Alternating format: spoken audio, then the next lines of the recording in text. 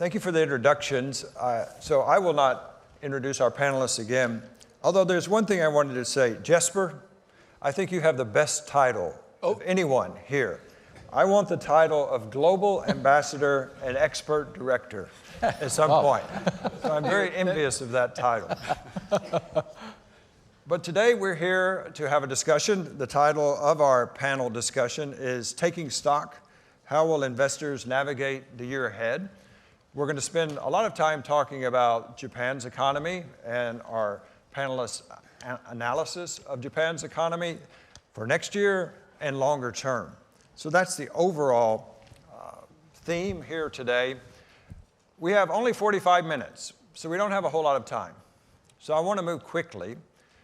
We're going to spend about 30 to 35 minutes having a discussion with the panelists.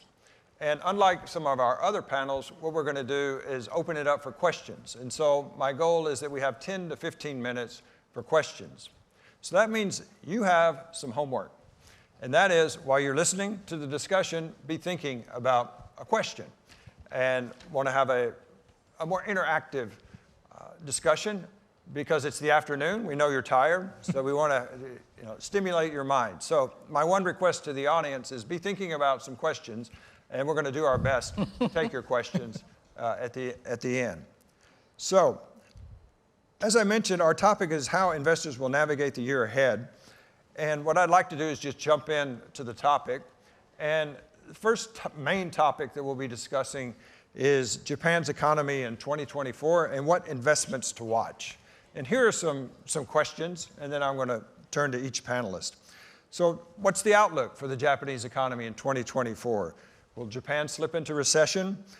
What will the Bank of Japan do? Will it normalize monetary policy or not? What's going to happen to the yen? Lots of big questions. Will the Chinese economy rebound? We know that'll have a huge impact on the Japanese economy. How will it affect it? And given the uncertainties surrounding the world in terms of investment opportunities, which regions are our panelists looking at? Which ones are getting specific attention? Which sectors are poised for growth? Which ones aren't? And will the changes, for example, the Nippon individual savings account, will that be a big impact? That's getting a lot of attention these days. And then finally, what advice do you have for the audience as they think about the Japanese economy and investments to watch for next year?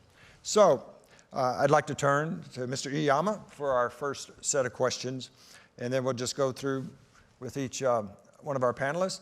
So Mr. Iyama, what's your outlook for the Japanese economy in 2024, especially regarding the yen, the Bank of Japan, NISA, whatever else you'd like to talk about? Thank you for asking, David. As an investment banker, it's naturally I'm quite bullish for the future, particularly on the Japanese economy. I think the economy in 2024 in Japan will be quite strong in quite a steady manner. I think the leading factor is domestic demand. The wages are continuously increasing, and with various reasons. Government is so keen to for the corporates to raise wages, and unions are quite vocal, and the economy situations allow that. That is obviously the one. And also the digital and the green transformation investments by the corporates will follow. And then the domestic demand will lead that kind of strong economic recovery, continuous recovery next year. And followed by the export and also the inbound consumptions. We see lots of visitors to Japan, not only in Tokyo, but Kyoto, everywhere, even without mainland Chinese coming back. So that's going to be the reason why economy will be strong. And you ask about the monetary policy. Bank of Japan and the new governor has been trying to gradually changing its ultra easy monetary policy. And I think the speculation is that something is going to happen. The change will take place sometime in the springtime next year. So that is going to, but those reforms, the current monetary policy is too extreme. So it may take some time to be normalized.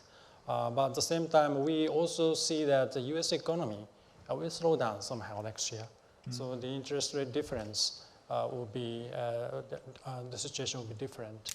And so we forecast that the further yen depreciation is not likely to happen next year. And third point I'd like to talk about is the stock market. Nikkei 225 has been soared nearly 30% this year. And it is a historical high in 33 years. It's very encouraging for everyone, I think. The reason behind is that obviously the economy is exiting from the deflationary situations. And also corporate governance has been enhanced. And I think people realize that in the last decades, Japanese corporate governance has been enhanced quite a lot. And Japan's geopolitical advantage in this region is another reason why Japanese stock market is so strong. Those structural shifts will likely to continue next year as well. In addition, trends such as new pricing strategies related to the higher price, and that will also allow coming back the higher wages happening. And we are receiving so many international investors here in Japan in the last 6 months in particular after we opened the border. Last week, we hosted the equity forum, and we received nearly doubled international investors visiting Japan to see the changes. I think that is a very encouraging phenomenon we are seeing. Another angle, what we are considerably paying considerable attention is the household assets. It's been said that Japanese individual investors do not have so high financial knowledge or literacies, but I see differently. Looking back, Japanese retail investors have been behaving very, very wisely. And out of 2,000 trillion yen of household financial assets, is always on the topic, and more than half of that sits in the banking deposit or even cash. that does not make sense. But looking back in the last 3 decades, it's inflation, it's a deflationary environment. You put the money in the bank, that's a good way to preserve the value of the money. Of course, that's not ambitious attitude, but that makes sense to some extent. But now, sort of inflation coming in, and people realize that just putting the money in the banking deposit is not a wise way to preserve the value of the assets. Inflation is coming in the first time in the last 40 years. So that is the big changes happening and on their mindset. And I think that the rock solid chunk of bank deposit will finally move, I think. And the Kishida administration has been quite keen to move those financial assets from deposit to investment, particularly since last year. Mr. Kishida, Prime Minister Kishida, started to talk about the doubling asset-based income, and then they have been conducting the very strong policies since last year. And our tax-free investment scheme, so-called NISA, has been fundamentally revised. And since then, it's going to happen, start that new scheme January 1st next year. But already existing NISA is already on the spotlight. And we are observing nearly 8% increase the number of NISA accounts to 19.4 million already. And also the total purchase through NISA program, existing NISA program, increased by 9.1% to 32.8 trillion yen. So we are already seeing this. And not only younger generations showing some anxiety for their future, but also the elder people all are watching on this new scheme. That is a fundamental change happening. So Japanese household sector realizes virtual cycle income shifting their deposit into the investment, and then that is going to be the greatest structure change we are going to see, and that is the first time in the 30 years. I stop here. Good. Thank you for your bullish view.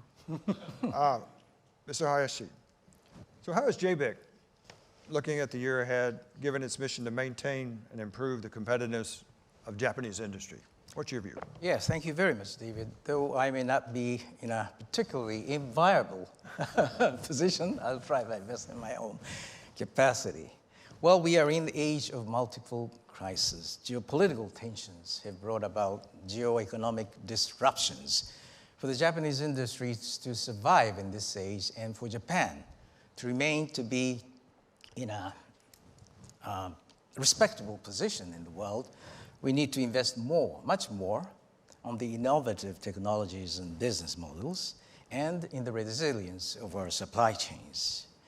The risk for looking forward for me is, I don't know what Yan told the audience, but US politics and Chinese economics, or more specifically Trump 2.0 and Xi Jinping's governance system.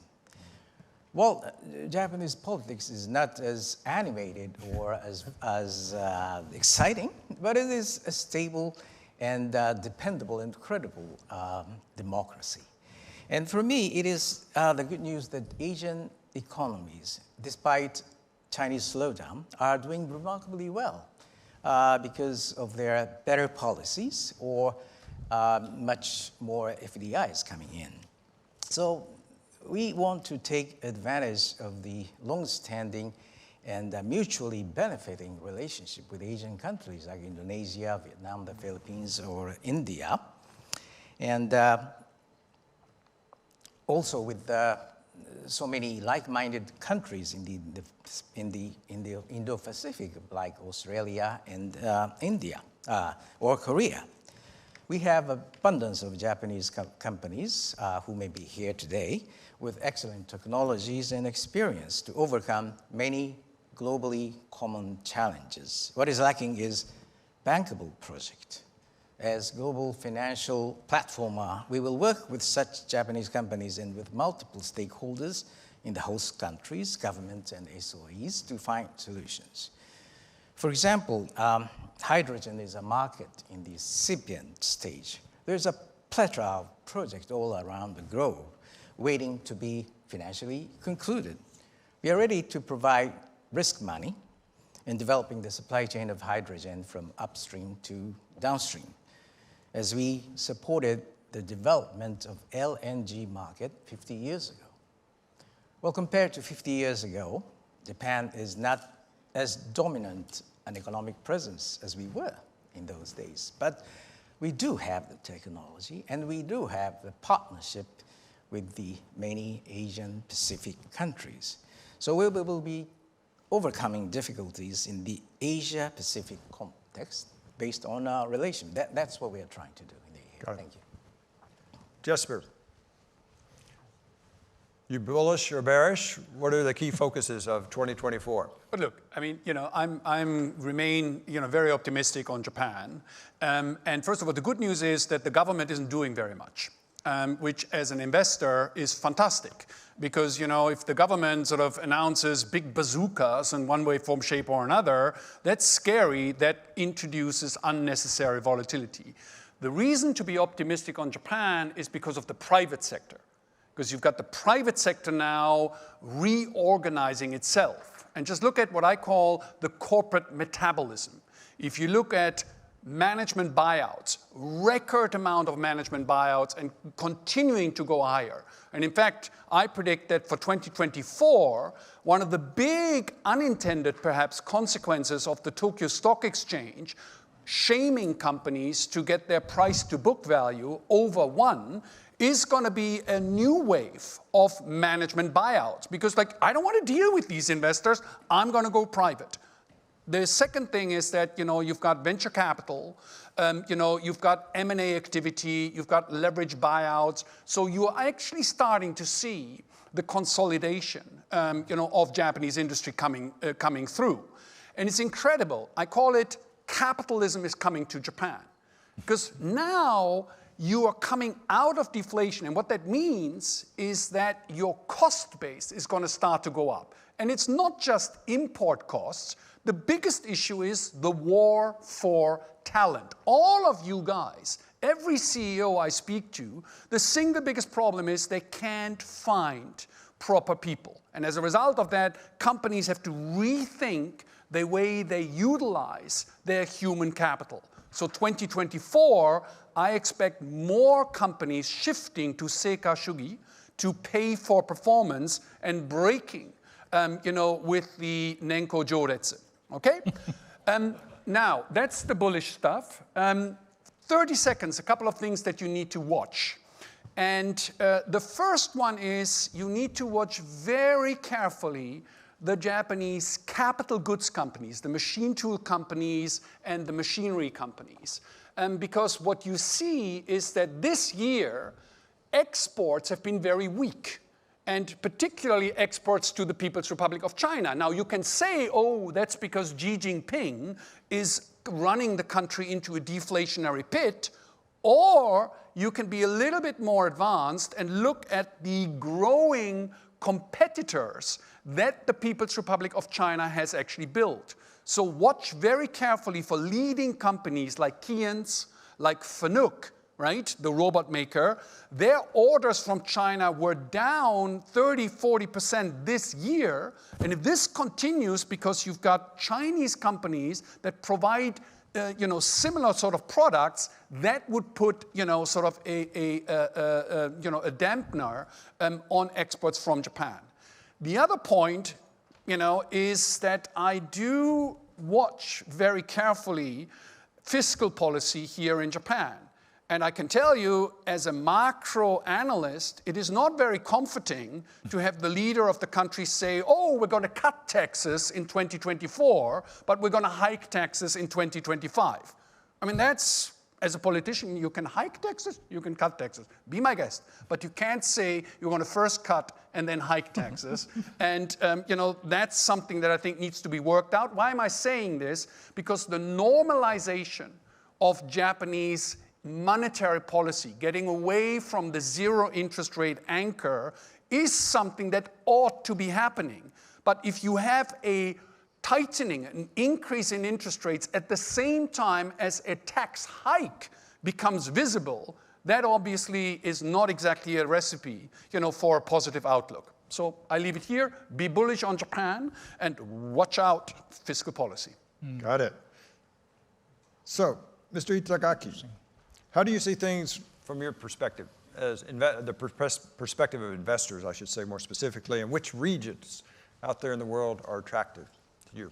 Sure. Thanks for that question, David. Well, I think just beyond Japan, looking around the world, I pick ASEAN as a sort of interesting or promising market in some echo with what Mr. Hayashi said. I think today's theme is probably the world is more fragmented with multipolars, increasing geopolitical tensions, deepening or spreading across. But probably ASEAN, meanwhile, is generally, politically stable and economically growing market. They are probably more focused on its own economic growth. And so far, they are very successful in managing the relationship with both US and China, which are sort of in the rivalry situations. Or even in our view, ASEAN is sort of trying to benefit out of this US-China tension. They are trying to position themselves as a very reliable alternative destination for investment. And they try to make themselves as a key component of this newly created supply chain after this US-China tensions.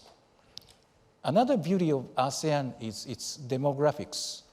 Growing population bonus continues until mid-2040s, and their populations will grow as much as 800 million in around 2050s. In addition, here in Japan, ASEAN and Japan has very, very good, trusted, friendly relationships at all multi-layers, the government to government, business to business, and people to people. So with this big picture in mind, we, our company, MFG, laid out so-called Asia growth strategy 10 years ago with an aspiration. Let's play in ASEAN as our second mother market. We spend, we acquire or invest in the local commercial banks in Vietnam, Thailand, the Philippines, and Indonesia. We spend about $13 billion for these partnership and acquisitions, as a result of which the revenue from this ASEAN now account for more than 15% of the entire MFG group, from just a couple percent low point in 10 years ago. Let me close by adding one more interesting phenomena in ASEAN. It's a digitalization, digital economy. The digital adoption pace in ASEAN is fast, even faster than that in Japan. So we right now try to invest or acquire in such digital economy, like fintech or e-commerce, startup, and etc. And learning or use case there could be imported back to Japan. Probably things are moving faster there than in Japan. So this is a new phenomenon, and we try to get those disruptors included, embedded in our ecosystem. Great. That's me still here. All right, so let's shift gears to the longer term outlook for Japan and what investments to watch. I think it's been very interesting. I've experienced this in my work at Eurasia Group itself, that it looks like many investors in multinational companies are taking a fresh look at Japan. They're seeing it as a new opportunity. It's a wealthy market, regulation is predictable. I'm wondering if this is going to last, this new look at Japan. I think for many years, for many decades, Japan was not seen as particularly attractive market for investors because of low growth. But now, maybe because of geopolitics, its neighbors China and Taiwan are less attractive, that Japan's benefiting from that. So given all of this, I'd like to hear what your thoughts are for the longer term for Japan, and what advice you think the audience should be looking or should be thinking about for the Japanese economy, and what investments to watch. I can already tell I'm not doing a good job as a moderator, and we're running out of time. So I would like to ask you to try to keep it for a couple of minutes so we have time to get questions from our audience. But I'll go back to Mr. Itagaki. And what's your longer term assessment for the global economy? And you mentioned ASEAN, energy. How are you looking at that? Sure. Again, in the scope of ASEAN, I think I pick one issue, climate change or climate crisis. As I said, our approach to ASEAN is let's play in ASEAN as a second market, mother market, right? So meaning any issues, industry issues as a whole, or the social issues of ASEAN is to me or to us our own matter. So with that approach, I see climate crisis, climate change is very, very challenging issue, as well as opportunity for Japan or Japan investors. The one thing I want to address is ASEAN and Japan have some commonality in terms of the utility mix, both high dependence on coal-fired power generations. So what we are learning or struggling to find the solutions here could be applicable, applicable to the issues in ASEAN. So with that in mind, I think the key is how to manage this energy transition. Okay, by deploying appropriate technology and finance. So in terms of the finance, we definitely need to work with government, multilateral institutions, private sector investors, having different risk appetite. So if we are able to assemble or connect those stakeholders or investors, appropriate risk distribution, we may be able to support the huge amount of money required for this energy transition. In the case of Japan, Japan requires 140 trillion yen or 1 trillion US dollar in the coming years. The requirement in ASEAN could be even greater. So this is a challenge, but as well as opportunity for us. Okay, Jesper, back to you. What's the big challenge for the Japanese economy in the long term? I mean, the interesting thing is, I think that, you've got still the legacy issue of the zombie companies. According to Teikoku Data Bank, you've got 12% of all Japanese companies cannot pay interest expense out of current profits. And last time I checked, interest rates are pretty close to zero, right? So, I mean, 12% of companies being zombie companies, taking marginal price power, just getting in the way, hoarding assets that shouldn't be hoarded. And it's interesting that actually my favorite chart at the moment is if you look at bankruptcies in Japan, right? If you start in 1960s, bankruptcies go up, up, up, up, up. Then you come to 1990, the bubble collapses, the economy enters a depression, and bankruptcies go down. I mean, that was not the economics that Professor Dr. Larry Summers taught me. But what's interesting is that now, slowly but surely, as you know, there is an increase in bankruptcy. And again, the demographics will speed up the consolidation because, as you know, of the 3.6 million legal companies in Japan, 2.6 million, the owner, Shacho, is more than 70 years old. And of those, again, the vast majority do not have musuko or musume, who is going to take over. So there's going to be natural consolidation that happens. The question is whether our inspired leaders at METI and the Prime Minister's office are going to facilitate and allow that sort of consolidation to actually happen. The second challenge is more interesting, and I'll be a little bit personal. As you know, I turned bullish on Japan in 2000, 2001. But my mentor at the time, right, God bless him, my mentor said, yes, but you're right to be bullish on Japan. But you need to be careful if and when we increase defense spending. Because defense spending is a tricky thing.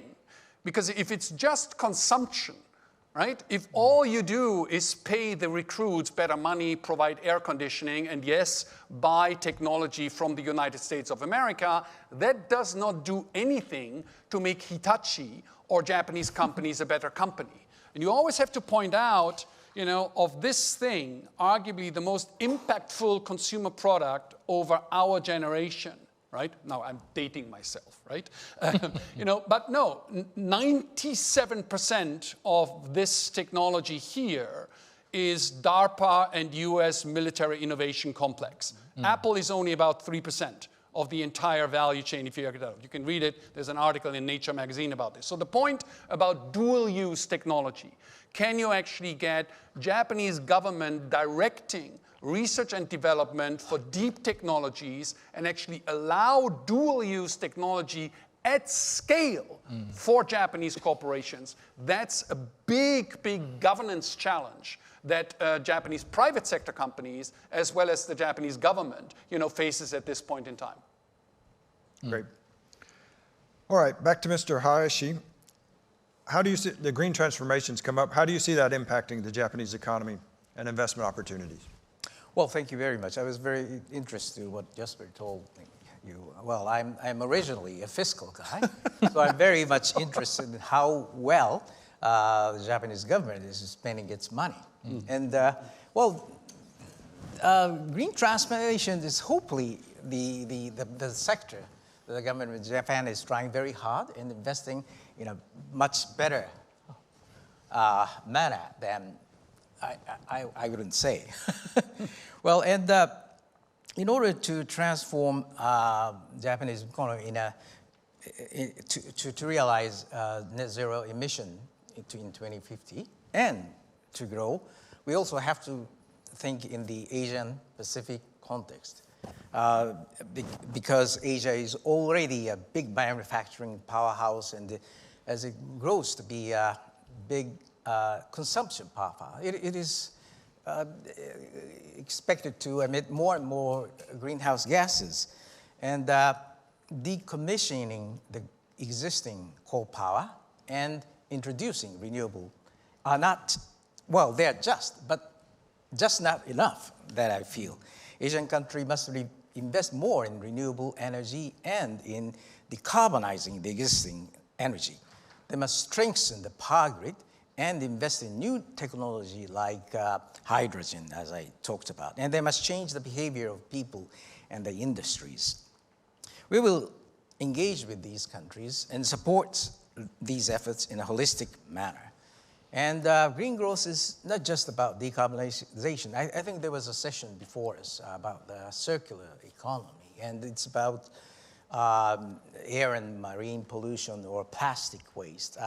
JPIC has invested in the blue bond that is issued by the government of Indonesia, and we supported an SME in Malaysia that recycle PET bottles. So these are the things that we do. We support Japanese companies and create good jobs in Asia and serve global public goods. Well, Itagaki-san and I may have talked too much about Asia, but we do have footprints all over, including in Europe. Supporting Ukraine is as important for us as supporting peace and stability in the Asia-Pacific region. And because there is a huge, very competitive markets in Europe, in the area of renewable, we are supporting many Japanese companies doing business in Europe in the field of, say, direct current, high voltage transmission, so that they can bring their business to Japan and to Asia back again. So these are the areas that I find business opportunities. So, Mr. Iyama, you get the last word here. I talked about this second look that's occurring and where investors are reconsidering Japan. Some of that's because of corporate governance changes, but do you see Japan in a position to be able to capitalize on this second look? I think so. The same story applies to the longer term as well. And corporate governance enhancement is not just simple fashion. Well, over the last couple of decades, Japan has been hiding behind China as an investment destination in this region. This is kind of natural, right? China is growing much faster pace and size is bigger. But now looking back, again, Japanese opportunities, corporate governance has been enhanced quite a lot, and international investors realize it. And so that's why they keep coming to Japan and seeing many corporates and investment opportunities here. And also last year, Tokyo Stock Exchange has changed its listing criteria. I think that was another booster for our corporates to think their corporate governance seriously again. And asset management sector reform, which is now going on under the strong government lead. And that will, one side is enhancing existing asset managers in Japan. Also, that also leads to the attracting international asset managers coming to Japan. And also, more importantly, fostering the new managers here. And the second aspect, another second important aspect is the change of mindset of asset owners.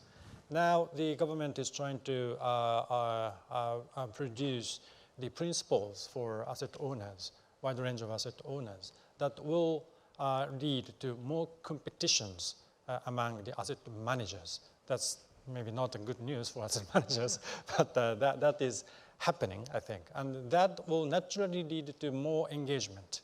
That also leads to the more corporate governance enhancement by the corporates. And as I just mentioned, the listed companies now have surrounded those environments, now must seriously think about the meanings of being listed. Many companies doing their MBOs, and just recently many companies like Benesse announced its MBO. And I think this is the trend, I think, that continues. And many corporates think, how to enhance their value, through being listed or not being listed. So those are the happening. So I think that the asset management sector reform is quite important, not only for itself, but for the wider meanings. And also that is also good result expected for as Japan as an international financial hub, and losing some ground to the other cities over the last decades. But I think this asset management reform may be one of the triggers that will reverse the trend. Great. Okay. We have about 5 minutes left for questions. So who would like to, I'd like to take questions. We have some rules here. Ground rules are, please ask a question. No statements. And I'll cut you off if you go too long. We just don't have time. Identify yourself, your name and affiliation. Thank You you. have microphones? Yes. And then you can use Japanese or English. Tom, it's all you. Thank you, David. My name is Tom Oku, former employee of MUFG Bank and GZERO Yukai. Question on government finance. Perhaps question to Mr. Hayashi. What's the best way or ideal way or pragmatic way of funding the incoming years for Japanese government? I mean, while minimizing the damage to the economy. Tax increase, issuing government bond more, get some premium, health premium insurance to divert some other uses, a lot of ways. But if the tax increase is kind of a realistic way, what's the best one? Is consumption tax, income tax, corporate tax, or property tax? What's your opinion?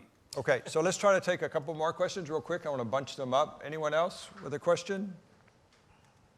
There must be somebody with another question. This was your homework item. Okay, well, we'll go ahead and take this question, and then if we have another one, we'll try to work it in. Yeah, okay. Mr. Hayashi. Yeah. Well, thank you very much, Mr. Oku. That's a $1 trillion question. It's very hard, but well, whatever it is, I could welcome any consumption tax, corporate tax, or income tax, personal income tax. What's the best way for the government, and what's the way for the Japanese household? There's simply not consensus enough among the Japanese politicians, among the Japanese people, that we need to raise taxes in the long run. That is a fundamental question for me. And that depends on how credible our government is and how very well spent our expenditures are. So these are the two key issues. We have increased the consumption in the past, but every time there is always a lot of opposition among the public, among the politicians, because we're not doing enough in increasing the credibility of our politicians or our expenditure. So that's a homework for the government sector that I feel. And as a government official financial institution, our job is by having capital base from the Japanese taxpayers, we'd like to do a lot, as much as leveraging that capital with private money, like these bankers, so that we can realize the best result. Just, I think you wanted to Two things. I mean, first of all, Japan has done a phenomenal job over the last 20 years of actually broadening the tax base. Japan has by far the highest tax multiplier of the OECD countries now, because the tax base has been broadened and indirect taxes have been increased. So the question, what do you do from here, is, in my personal opinion, very simple. Do not do anything on taxes, but start to focus on government efficiency There's lots of new technology. For example, if you look at Japan's healthcare sector, which is a big part of the expenditure part, right? Introducing greater digitalization, can cut costs very, very effectively. And then the third point is that, in terms of actually raising the purchasing power of the people by cutting public sector intervention, there's actually also significant room there. So I think you do not need to worry about this. And then the final point, and Ian Bremmer always kicks me out of the room when I say this, is like, look, the world doesn't have a debt problem. The world has a savings problem. Ben Bernanke's best paper ever, is the global savings glut. Do you know this? For global fiscal deficit, for every $1 taken out over the last decade, the global economy saved $3.2. There's too much money stuck in the tansyokin of the individual and in the naiburyuho of Japanese corporations. Plenty of money to go around, no need to raise taxes, unless, of course, maybe you should tax naiburyuho. You should tax the retained earnings. So I think we're going to end it here, unless I see any questions, because we're running out of time. I have 30 seconds left. So, one question, quickly. Back here? Very quickly. All right, very quickly. Hi, Anton Bridge from Reuters. Could you explain how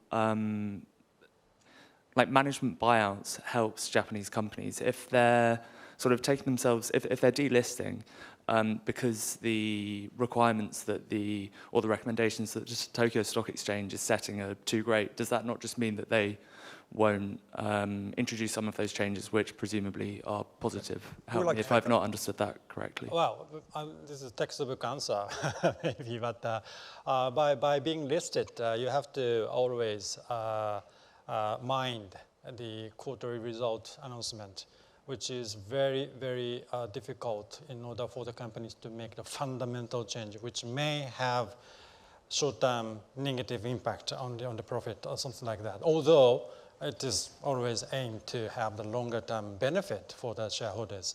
But this balance is quite difficult in some cases. I think that is the reason why those companies decided to delist from the market recently. Great. We're going to end it there. I'd like to ask you for your applause for our panelists.